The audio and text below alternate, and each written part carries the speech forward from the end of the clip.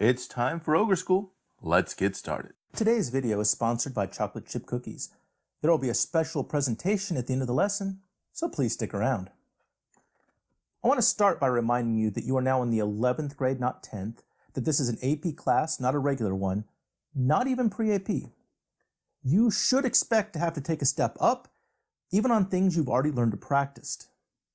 I say this because I've had students in the past who were convinced that they didn't need to improve in the skill we're going to discuss today, because in 10th grade they were getting good grades. That said, today we are talking about how I would like you to use quotes as evidence in your writing. To be blunt, what you did the last several years was just barely good enough to pass the STAR. It was nowhere near good enough for an AP class. You will need to up your game this year, even if you were doing just fine last year. I'm going to quickly give you the 4 things I will be expecting of you, and then I will show you some examples. As always, I will go quickly and assume that you are smart enough to rewind and rewatch a part if you need to. So, I have 4 rules for using quotes as evidence. Rule number 1, keep the quote short. Shorter is better. I didn't say to keep your sentence short, just the quote. Many students get into the habit of copying out large sections of the text and filling up the page with somebody else's words, and that is a total waste of time. To illustrate what I mean, let me show you something. I decided yesterday to become a world-class artist, so I created this beautiful work of art. Now, if you are tempted to point out that I just downloaded an image of a real painting, I want to point out to you that I added a necklace. See? This is my art, my masterpiece. Bow before me. Okay, obviously that is stupid, but it is not that different from what some students do. They take a long section of the text, add like 3 words before it, and turn it in and act like they have done something. Here's another visual that I made with some Legos that I stole from my kid. Hey! The white Legos represent the quote you're using. White bricks are words somebody else wrote. The blue Legos represent your words, words that you didn't copy but came up with yourself. This is what a lot of students turn in. Ask yourself, if you had to describe this as one color, what would that be? White, right? So who is really the author of this sentence? Is it you, or is it the person you're quoting? Here's another example. This is a blue block with some white in it. The white is short, and the overall sentence is mostly blue. This is what I will need to see. Mostly your words, with some short bits of quote. If you turn this in, I'm going to tell you that you haven't done anything and get no grade. In this class, keep your quotes to 5 words or less. I'm serious. If it is more than 5 words, I will force you to rewrite. To be clear, 5 is a number that I chose. This is not a rule of grammar. It is not a rule that other teachers have. It is a rule of Kendrick, but I will be strict about it. My second rule for using quotes is to choose the quote carefully. Some students think they can pull basically just any words to use as a quote and that is okay. It isn't. When students work in groups, I've noticed that very often looking for quotes is the first thing they do. This is a horrible, and it makes no sense. Before you pick your quote, know what you are trying to prove. Then pick a quote that proves it. Here's a passage. It's from a story that you might be familiar with. So what quote should we take from this and use in our writing? Well, it completely depends on what you want to prove. For example, one student might be trying to prove that the third pig is the smartest, so she would look for the details that show how smart he was. Her quote might be just the 2 words, with bricks, because that is the detail that shows that this pig was smarter than the others. Remember, I am trying to keep the quote short. Another student might want to show that the third pig was a hard worker. The bit about the bricks won't work for this student nearly as well.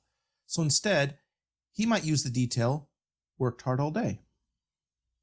Another student might want to prove that the first 2 pigs are lazy. She might find the quote, danced and played together, because that detail shows how they stopped working to have fun.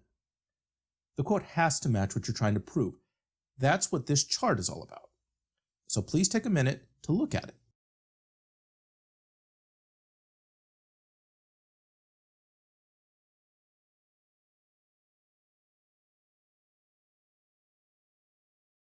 Rule number 2, know what you're trying to prove first, and then find the best quote to prove that.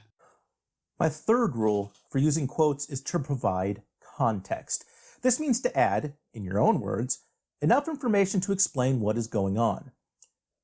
I already told you to keep the quote very short. In an example a minute ago, I said a student might use just the words "with bricks" as the quote.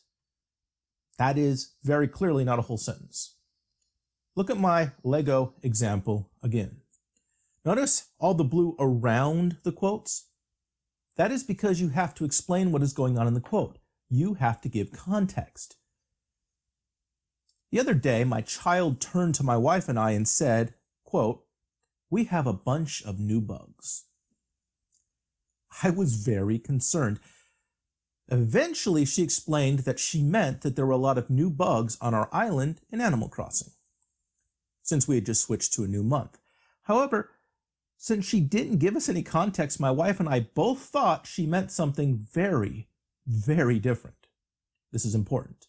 The quote by itself gets you nothing.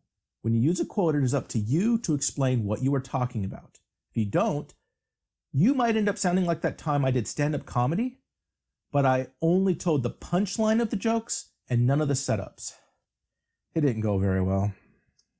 Ladies and gentlemen, give it up for the Ogre Kendrick! And boy, are my arms tired, am I right?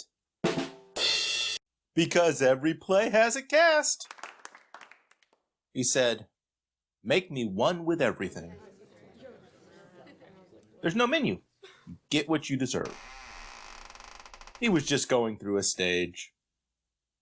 He just needed a little space. Because they make up everything. And I said, "I can't make Tuesdays." And then the second woman says, "My dog told me." Thanks, guys. You've been a great audience. Wow, that was brutal. When you use a quote, assume your audience doesn't know what is going on. You must make it make sense. So if you write, "The fact that with bricks shows the third pig is smart," then you have not done well. No one knows what the quote means. You have to explain. Here is a better version. Since the third pig built his house with bricks, which are hard to knock down, he showed how smart he was. This version is so much better. It used the quote "with bricks," but it also explains who is using the bricks, what they're used for, why that makes the pig smart. Rule 3, context. Explain what is happening and why it matters in your own words. All right. Rule number 4, make it sound natural. Make it flow. Make it sound smooth. Just because you are using a quote doesn't mean that it needs to sound robotic or formulaic. In fact, this is true for all your writing. While it is true that you shouldn't sound too slangy for school writing, sounding just like everyone else is boring, ineffective, and pointless. I'm going to read you 2 sentences. Can you tell where the quote is? The wolf was very desperate because he hadn't eaten all day, and so they knew he would not give up. Which words are the quote? I left the quote marks out to make a point. Here, let me put them back in. Here is another example. Where is the quote? The fact that danced with rage shows how angry he was. Yeah, that's not very smooth at all. The sentence seems to start and stop. I bet you know exactly where the quote marks go. Rule 4. Make it smooth. Make it sound like a normal sentence. Okay, now that you know my 4 rules, let's look at some examples. All of these are from student work last year. Wow, the colors tell you everything. Rule 1, is it short? No. Rule 2, is it well chosen? I mean, how can it be well chosen when they haven't actually chosen anything? Copying the entire thing is the opposite of carefully choosing a small part. Rule 3, is there information in the student's words that help me understand what the quote is talking about? Not really. Rule 4, is it smooth? Let's see. This is shown just as. Yeah, that flows. Please, please, please don't do this. Don't do anything like this. This is bad. Okay, example 2. Just looking at the colors, it's already better. Is the quote short, less than 5 words? Yes. Is it well chosen?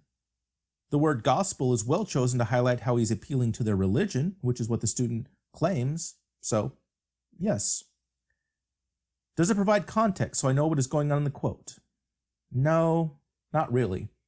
I have no idea, based on this, what Dr. King is saying about the gospel of freedom or why he brought it up. So no context. There is more explaining needed. Is it smooth? Nah, not really. It's not horrible, but it doesn't really sound like a normal person talking. Example 3. Is it short? Yes. Is it well chosen? Yes. Is there context? Let's see, the student tells me that he is comparing himself to Paul and that the gospel of freedom is what Paul carried and that he needs to as well. Yeah, context nailed. Is it smooth? Yeah, this sounds good. Final example. Yeah, that is nice. Be like this. Now, if you struggle with making it smooth and natural sounding, I do have a quick trick that works for me and that may work for you. I start by writing my sentence with no quote at all. Then I try to replace some of my original words with the quote. Here's an example. Here's my original sentence.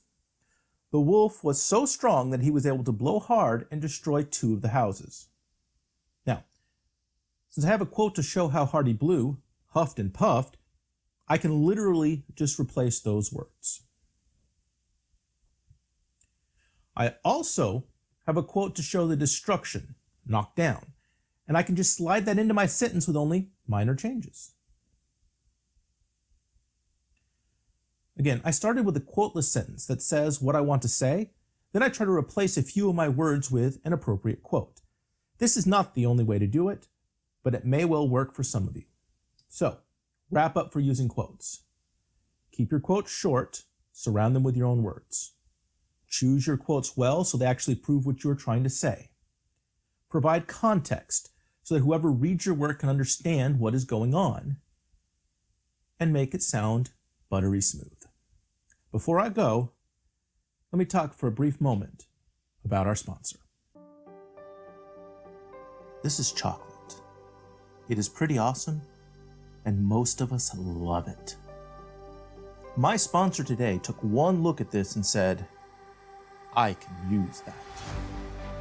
The thing is, they didn't just cut out a big chunk of chocolate and be done. First, they cut the chocolate into small pieces. They kept it short. Second, they carefully chose only the best bits of chocolate. None of the super bitter dark. Oh no, they carefully chose the bits that would best support their intended taste. Third, they surrounded the chocolate with a context of dough, sugar, and love. And fourth, they made sure that the chocolate was smoothly blended in so that everything worked together perfectly to make a new, delicious product that used chocolate, but was so much more. Go bother your parents for a chocolate chip cookie right now. Tell them I sent you.